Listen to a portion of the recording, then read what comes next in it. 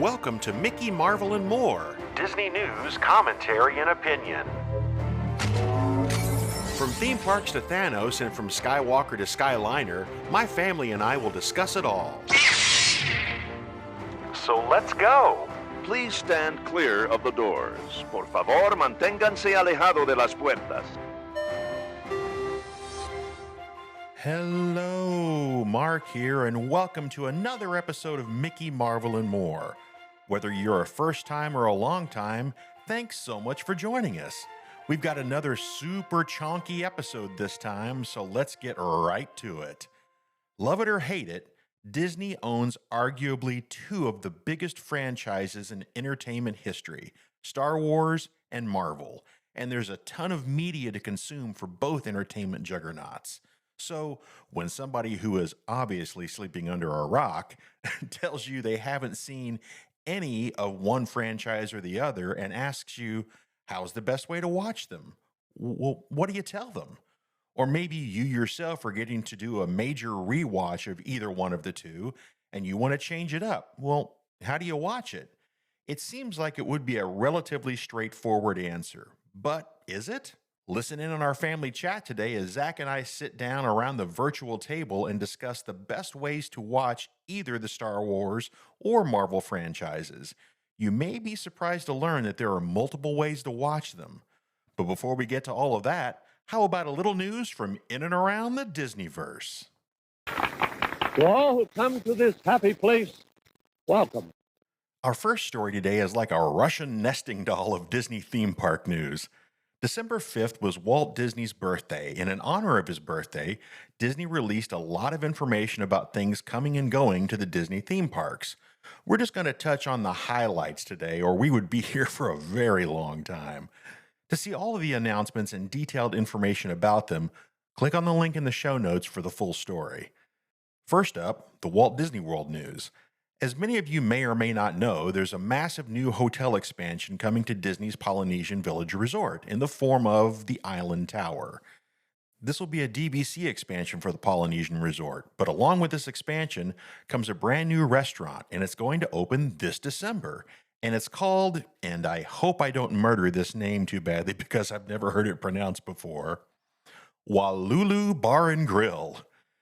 This will be a casual pool bar and grill with all-day lunch and dinner menus, as well as specialty coffee and on-the-go morning pastries for breakfast. The full menu will be available in the show notes.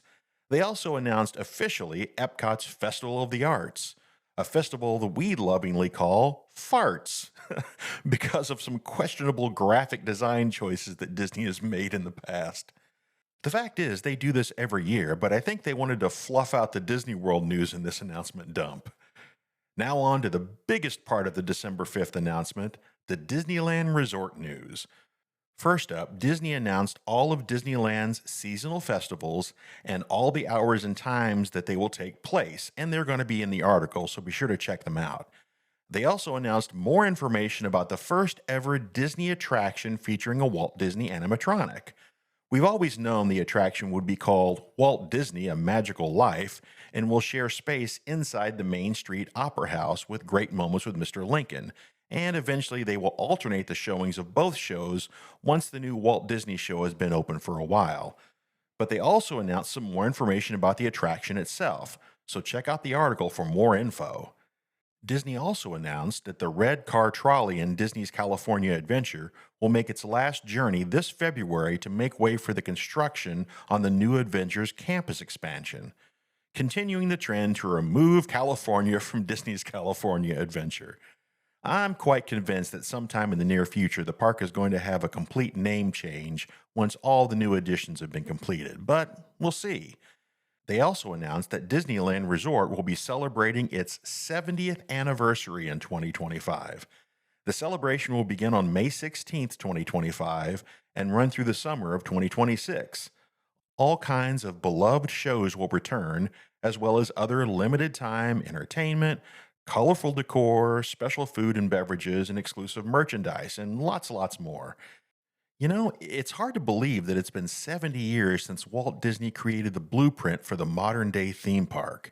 But, as Walt Disney himself said, Disneyland will never be finished and will always change and evolve. And I'm quite sure he probably would have said the same thing about Walt Disney World had he still been around at that time. Whew! I know this has been a lot of information, but the whole article is in the show notes with way more detail than I could give here, so go check it out. Oh, wait a second, please don't go. 4 combos, extra bacon on the side, 2 chili cheese samplers, a basket of liver and onion rings, a catch of the day, and a steak cut in the shape of a trout.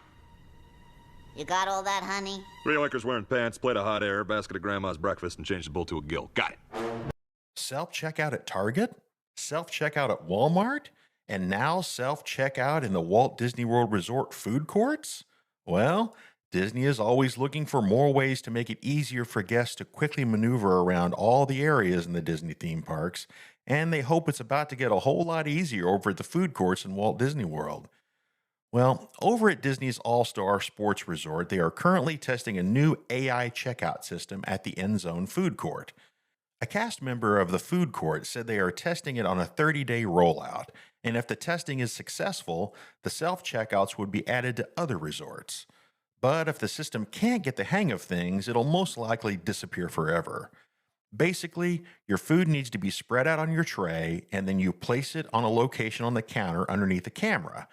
And through AI, it will ring up all of your information on a nearby touchpad where you can pay for your entire meal.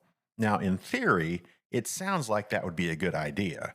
But I wonder how it's going to work with a parent who is purchasing meals for themselves and a couple of kids while their partner holds down the fort at a booth with all of their little rugrats. Any parent who has ever been to Walt Disney World or Disneyland knows that wrangling multiple small children in such a busy location like this, well, it's like herding cats with a laser pointer. We've all been there. I've seen a lot of people at self-checkouts in grocery stores and big box stores struggle with a self-checkout system when all they have to do is just scan the UPC code. So having to have all of your food spread out clearly on a tray, and maybe they have multiple trays, sounds like it could be a nightmare scenario. I'm not sure that this will streamline the food court experience for guests at all. And I don't think this means that Disney will need less employees to work in the food court either, because I have a feeling guests are going to have a lot more trouble with the new system and consistently need assistance. What do you guys think? Do you think this could work? Well, drop us an email at mickeymarvelandmore, all one word, at gmail.com and let us know. I feel like this is a bad idea, but I don't know. We'll see. Maybe it will revolutionize Disney Resort food court checkout. You know, kid, in times like this, my buddy Timon here says you gotta put your behind in your pants. No. I mean... Amateur. Lie down before you hurt yourself. Finally today, a follow-up to a story we brought you before about a new lion pride at Disney's Animal Kingdom on Kilimanjaro safaris. It appears that the new lion trio began appearing on the safari on Tuesday, December 3rd. The lion trio consists of 1 male and 2 females. Their names are Mashango, Zahara, and Nima. The 3 lions are siblings who turned 2 years old in October. Animal keeper Katie Jones with Disney's Animal Science and Environment Department had this to say about the new trio. Quote, "They're very playful and curious. I'm really excited for guests to see that cub-like spirit. Mashango was a little shy at first, but he's also very curious and is definitely gaining confidence. Sahara is very much the leader of the group. She's very confident and bold and playful. Nima is a little bit more shy and reserved, but she definitely follows her sister's lead." End quote. As you may remember, just last month, Disney announced that the 2 lions that called Kilimanjaro safaris home for the past decade, Dakari and Kamari, would be retiring to a conservation haven in Florida. So it looks like that's finally happened. Thanks for all of the great safaris, you two.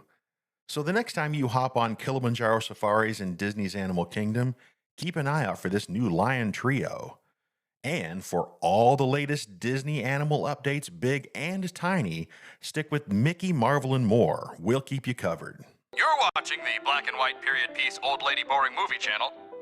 Kids! I can't find the remote and I refuse to stand up! Stay tuned for the Friday night movie, The Duchess Approved, starring Sterling Stemmelburgess as the Duchess and Crampton St. Rumterfrabble as the irascible coxswain Saunterblug and Hampter Fuppenshire. Kids!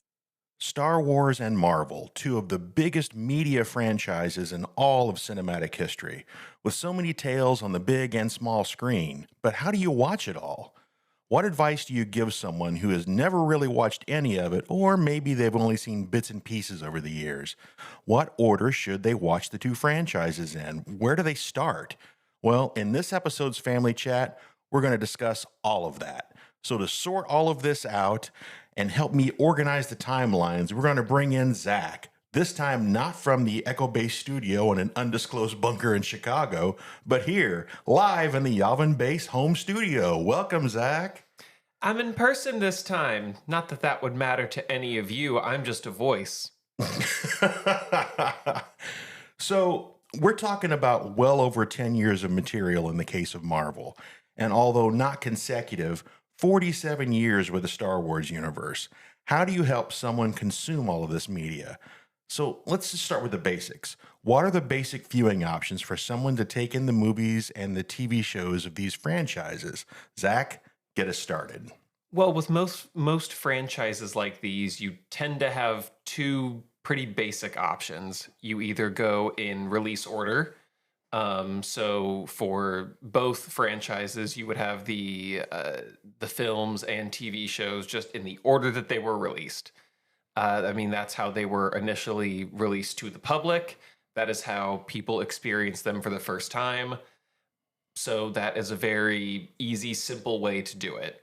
The other slightly more complicated way for both franchises would be timeline order. So the order of events in which, because these movies and shows aren't necessarily released in the order that they happened, especially with something like Star Wars. Sure. The prequels are called the prequels for a reason. So something like the timeline order would take a little bit more research and know-how of how all the pieces fit together. Right. So in a case like that, you would probably need to look some things up. You would probably maybe ask a friend who knows this stuff. But in general, those are your two basic ways to consume big franchises like these. So you hit on a point when you mentioned the TV shows. Originally, Star Wars didn't have any TV shows outside of the holiday special, but we here at Mickey, Marvel, and More do not speak of the Star Wars holiday special. So watching these franchises that now have TV shows incorporated in them, and it's somebody who maybe has never seen any of it before, or maybe just one movie here or there, is it best to just watch the movies and stay away from the TV shows to really get them involved how the films were originally viewed? Do you think that's a good piece of advice, or should you incorporate it all right away?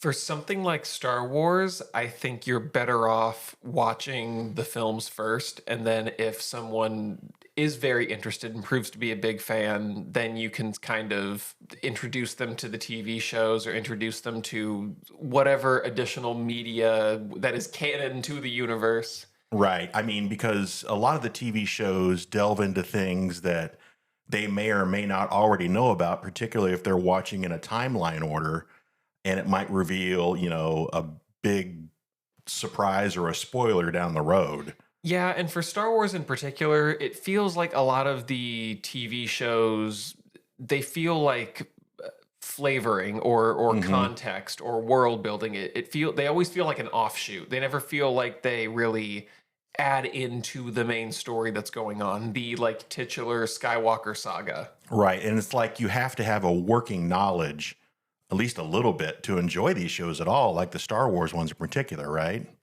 Yeah, a bit. Like the Clone Wars animated series, I feel like if you haven't seen the prequels and to some extent even the original trilogy, a lot of it's going to be lost on you, or it's not going to, I don't know, have that same weight to it that it would have otherwise. So talking about the Marvel universe in particular, and we're talking about, possibly incorporating the TV shows, there's a little bit of issue with canonicity with some of the Marvel stuff. So if somebody says, all right, I'm all in, I want to watch the movies, I want to watch the TV shows, I want it all, help me do that. Which TV shows do you let them see, or advise them to not let them, but advise them to see? The Netflix universe, does that count? Yeah, Marvel gets a bit trickier because everything prior to Endgame has, at this point in time, dubious canonicity. And that's thanks to behind the scenes things of Marvel Studios and Marvel Television kind of splitting off in the 2010s. Well, Kevin Feige never really liked the TV shows, at least early on. Yeah, which is interesting that the shows they're producing on Disney Plus now, they give them the Marvel Television logo, which I think is kind of, right, I don't know, iffy. Right. So yeah, for the Marvel universe, it is trickier because they made a big deal post Endgame that like all of our TV shows, they matter. They are going to tie directly back into the movies. So a lot of the content that was specifically released on Disney Plus in general, I would say is quote unquote required viewing. So you're talking like WandaVision and Hawkeye and what was the Captain America? Yeah, everything released post WandaVision is they treat it anyway like required viewing. These are as big a deal as the movies, and with the upcoming film Captain America: Brave New World, that is going to be a direct continuation of the Falcon and Winter Soldier TV show that was on Disney Plus. Or, for example, the end of Wanda's arc in WandaVision leads directly into Doctor Strange and the Multiverse of Madness. So that is a case in which they're required in a way. But for things prior to that, like you mentioned, the Netflix shows, which were huge, at least Daredevil was when it came out. Yeah, and Daredevil is an even trickier one because they are retroactively saying, yeah, you know how it was canon before and then we said it wasn't canon? Well, now it is canon again. Yeah, I was going to mention that one because that's a real sticky wicket because they acted like all the Netflix shows didn't matter, didn't count, and then they decided, you know what? Matt Murdock in Daredevil, that's a really good character. We could use that. We should bring that in, to the Spider-Man films, and then suddenly they're making a new Daredevil TV series. Originally, I think they had said that they were going to not necessarily reboot, but just start the story fresh and not use any of the other characters except for Matt Murdock. But then as filming began, they realized this is missing its spark. It's missing its magic, which involved all the other actors from the original series. And so they decided to rewrite it and bring them all in and start the series from scratch. And so now I guess that makes the Daredevil program, at least from Netflix, if somebody wants to take it all in, I guess they sort of have to watch the Daredevil flick or the Daredevil shows. And it's not just Daredevil, Punisher is going to be in this as well. Right. So then that adds on the Punisher series. And then, I mean, they have their big crossover with the other Defenders and Netflix characters, which is canon to Daredevil's storyline, which then makes all of those shows canon as well, at least to some extent. Right. Jessica Jones, Iron Fist, Luke Cage. It kind of brings them all together without actually saying that they matter. So the question is, do they matter? Well, I think to an extent, yes, because all of the Netflix shows were put on Disney Plus, and they were given a place on the Disney Plus Marvel Universe timeline, which in my mind says that they're considering all the Netflix shows canon. But that's not the only pre-Endgame television there was. I was getting ready to bring it up. You've got all the ABC shows, so Inhumans, Agents of S.H.I.E.L.D., Agent Carter. You have the Hulu shows, so Hellstrom, Runaways, Cloak and Dagger. You watched most of those. I didn't see all the Hulu shows. The only one I have not seen is Hellstrom. I have seen everything else. So do those count? At this point in time, no, they do not. They are not considered canon. I will make an argument for Agents of S.H.I.E.L.D. and Agent Carter. Well, Agents of S.H.I.E.L.D., they had episodes, at least in the first season, that directly linked to events in the Marvel Cinematic Universe and even included characters from the films. You had Sif from Loki. And I mean, who else was that? Sam Jackson. He showed up as his character. So it was like, yeah, these are important and they matter. And then suddenly they started being distanced from the MCU. I guess that was a Feige mandate. In some ways it was. But the ABC shows were designed to be canon. Right. They are just not. They're in a state of, I'll say it again, dubious canonicity. Right. If you want to watch everything, there's a way to incorporate them into a watch order. There are many ways to do that. Right. But should they? I mean, that's the thing. I mean, should they, there's, people have limited time and they may want to binge stuff, and it's possible, but do they need to? No, if we're talking about required viewing, they are not required to understand what's going on. No. Although I would make an argument for Agent Carter. I mean, there's a lot about Captain America's blood in that series that directly ties into some of the events that happen further on down the line. Yeah, I think that they, from what I have heard, the Marvel higher-ups tend to give a little more weight to Agent Carter. They just kind of don't say it out loud. Right.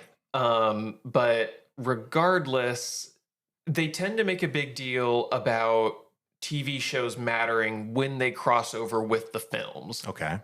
And a lot of these pre-Endgame TV shows do not cross over with the films. And that's not what we're seeing now, obviously. Mm-hmm. But at this point in time, I don't really think they are required viewing. It's more if you want a holistic, everything they have put out that can connect to it, then you include them. Right. And it's getting even harder now with all this multiverse stuff. Mm-hmm. And now, in some ways, the Sam Raimi Spider-Man films are canon. Well, they were in the films. Yeah, in some ways, the X-Men films are canon. So if you want the full backstory and the full multiverse canonicity, you got to go watch all 3 Blade films. You got to go watch Fantastic Four from 2005. Fan Four Stick. Well, not that one. I don't think you have to watch that one. Nobody should watch that one. But Marvel is getting more and more difficult by the day with the amount of content they put out for you to watch everything.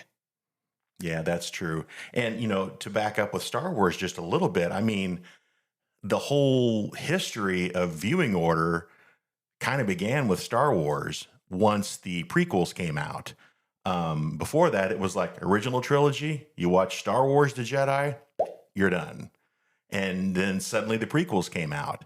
And of course, at the time, there was some prequel hate, which now has turned into a massive love affair because now everybody loves the prequels. I always enjoyed them, and it was technically your Star Wars in a way. Mm-hmm. So it was your big introduction. You'd seen the other films, but the characters in those shows and then, lopping over into Clone Wars, that became your Star Wars for sure. So that kind of started in 2003 when, okay, so you've got somebody who has never seen them. What order should they watch them in? I mean, do they start with episode 4 or do they go all the way back to episode 1 and spoil one of the biggest movie moments in history in The Empire Strikes Back and completely lose that gut punch? Mm-hmm. So without dragging this out too far, I think we need to get right to the point. So somebody comes to you and says, all right, Zach, I want to watch the Marvel Cinematic Universe and I want to understand what's going on. I want to watch what I need to watch. How do I do it? In a brief description, how would you describe that? Or is it possible to be brief? I think for Marvel, a lot. This, much like Star Wars, it is highly debated online what the best way to do it is. But I think for Marvel in particular, in some ways, it is best to go with release order. Yeah. Because that was the way, like they were really, it wasn't like Star Wars where it's like they made these films and then had the idea later to make these prequels and then later made the sequels. The Marvel films and the Marvel Cinematic Universe was laid out very intentionally in a way that it's like, first you watch this, then you watch this, then you watch this. They designed it in a way to tell a story with the movies. So release order of the films and then whatever is on Disney Plus is probably the way to go. And on Disney Plus, I'm pretty sure they have release orders for things. That is something that they've done a very good job of. They've given it, and they've made it easy for a lot of people to view it because they've done it in release order. They've done it in timeline order. And they also, I guess in the timeline order, they incorporate at least the ABC shows. Or Netflix. Yeah. Yeah, so Marvel has done a much better effort in recent years to sort of make very clear how to watch it because it has gotten so big. Back when I was younger, it was going online to the Wikipedia pages or discussion boards where people are like, I think this is the timeline, or I think this is how you're supposed to watch it. You used to have a list. You may still have it. It's right here. But now it is much easier to watch it kind of in whatever order you would like. Mm-hmm. But regardless of what you do, it's simplified, it's kind of laid out. And I think while I personally enjoy timeline order, I think that's more fun for someone who's in the know. Right, who feels like the universe, they feel like they're part of that universe. They want to soak it all in. Yeah, and like I want to see it from start to finish, like timeline, chronological events. But for someone who has never seen it before, it's probably best to do it in the way that we all watched it for the first time. So in release order, you start with Iron Man and then end with whatever their most recent project is at the time. And depending on their time, you would tell them to incorporate at least something like Agent Carter. Yeah, I think you would say this technically goes here. You can watch it if you want. Right. For something like Star Wars. Yeah, this gets it's a little more tricky with this one because you could say release order, sure. But if you watch it in release order, okay, that's how we all saw it, but is that the best way for somebody who's never seen it before to watch it? What do you think about Star Wars? I think Star Wars is kind of a unique case. Mm-hmm. I think there is an ideal order to watch it in that is neither release nor timeline. Yes. I don't know if you want to chime in at all on this, but I think we have the same thing in mind. Oh, yeah. It's the old machete order, right? I don't like the machete order, but that is certainly one way of doing it. I mean, that's the first one I ever heard of. What is the machete order? So the machete order, you start with A New Hope, just like that is, the original Star Wars. And then you watch The Empire Strikes Back. And then Empire Strikes Back has quite a big cliffhanger ending. It's dark, and it makes you wonder, well, how did things get like this? Right. How did things get this way? So then you go back and watch the prequels to see how everything got to that point. Now, for the machete order, you cut out The Phantom Menace, Star Wars Episode 1. That got a lot of hate early on, and I got to say that I don't know if I necessarily agree with that anymore. No, I certainly don't agree with it. But I do think that the idea of it does make for an ideal viewing experience because you see the original films and then you go back and get all the backstory. And then Episode 3 is just such a downer ending. Oh, yes. You can't end it like that. So then you go back to Episode 6, Return of the Jedi, and it's this now you have all the context for how everything was, how it got to that point. You have this strong emotional attachment to all these characters. You want to see them succeed. And then, ta-da! It's the grand finale. And Ewoks and fireworks and love. And then you had the sequels. So I think that's probably the best way to show Star Wars to a new person. It tells the best story while still kind of honoring release order and chronological order. I will go a little bit further and say this. I would go so far as to tie in Rogue One, at least Rogue One. Where would you put it? I would go Rogue One, Episode 4, Empire Strikes Back, all of the prequels, and then Return of the Jedi. So you would have Rogue One be the first movie they watch. Mm-hmm. You think that's too heavy? No, I don't think it's too heavy per se. I feel like it doesn't have the same emotional appeal if you haven't seen A New Hope. But then at the same time, if you see how hard they work to get the plans and then you start Episode 4, because I mean, it leads directly into it, then it's like the plans have more importance. Well, it shows you the weight of what was gone through to get these plans through to the rebellion. And you feel the weight of how important it is. And it doesn't spoil any of the Darth Vader stuff. It doesn't, it doesn't open up that can of worms. He is probably the heaviest version of Darth Vader that we ever get to see on screen is in that film. That's interesting. I've never thought of starting with Rogue One. It feels blasphemous in some ways. No, I agree with I think I agree with your initial your initial statement of Star Wars, Empire, prequels, Return of the Jedi in that order. And I think that is a great order. I just think if you know the person well enough, you'll know whether they want the little nitty-gritty, if they're going to want a little bit of the dark. But yeah, starting with Episode 4, it is just such a tentpole film for anybody who wants to get involved in Star Wars. I guess that's where you have to start. I mean, it works as a self-contained film. Right. There doesn't have to be anything else. Well, Lucas had no idea it was going to work. So he was like, well, I've got to give this a beginning, middle, and end. Mm-hmm. And doesn't have a huge cliffhanger. In some ways, I could see putting Rogue One after you show someone Episode 3, because then it's like we're leading back into that era.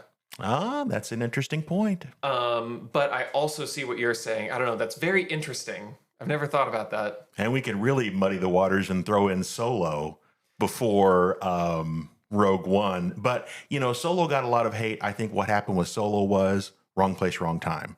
It came right after the backlash of The Last Jedi. And it was 6 months after The Last Jedi. Instead of a full year, they released Solo. And people, well, not all people, but many people were angry with what Rian Johnson did. You've destroyed my childhood. Nobody asked for this movie. Yeah, tap, tap, tap, internet, Reddit. Nobody asked for this movie. So I think Solo is a fun film. And I think it's worth a watch. I don't know if you necessarily need to incorporate it into the viewing of the whole thing. I think that's one of those cases where it's like, okay, now we're starting to include the TV shows. We're starting to include additional media, because Solo, you don't need it, but it adds more flavor. Yeah, it adds more to the world of the universe. Yeah, with Star Wars, I think we would go with the order that we've been talking about, not getting rid of Episode 1. And then after all of that, maybe watch Rogue One. And then if they are really interested, start them with The Mandalorian. Yeah. And get them ready for The Mandalorian and Grogu, which comes out 2026? I think so. Okay. All right. Well, do you have anything else to add to this conversation? Because you and I could go on forever about this kind of stuff. I'm just going to put it one more time. Our final Star Wars order that we mentioned, that's the way to go. Mm-hmm. And for Marvel, it's for a new viewer, probably best to stick to release order.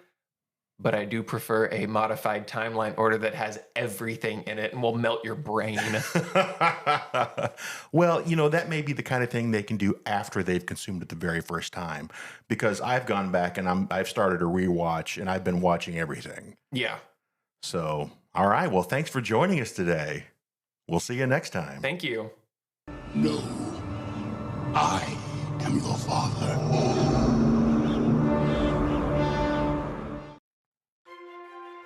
Thanks so much for joining us for another episode of Mickey, Marvel, and More. A big thanks to Zack for getting down in the weeds with me regarding viewing orders for Star Wars and Marvel movies and TV shows. We definitely had a lot to say about that topic. After listening to the show, be sure to check out the show notes for links to all the stories we talked about today, as well as links to all of our socials. Definitely check out this episode's show notes so you can really dig into all the information they released on December 5th regarding the upcoming theme park changes and announcements. And hey, if you feel like you want to add to the conversation, or at the very least, recommend an effective athletic foot powder, click on the link and send us an email to Mickey, Marvel, and More, all one word, at gmail.com. And if we read your email on the show, you will become an official friend of the show and be able to impress all of your friends at parties with this information. As always, if you like this episode, my name is Mark, and this has been Mickey, Marvel, and More. If you didn't, well, you've been listening to Something Itches with Dr. Frankie Scratch. Remember, the more you scratch it, the worse it gets. Oh my. We'll see you next time.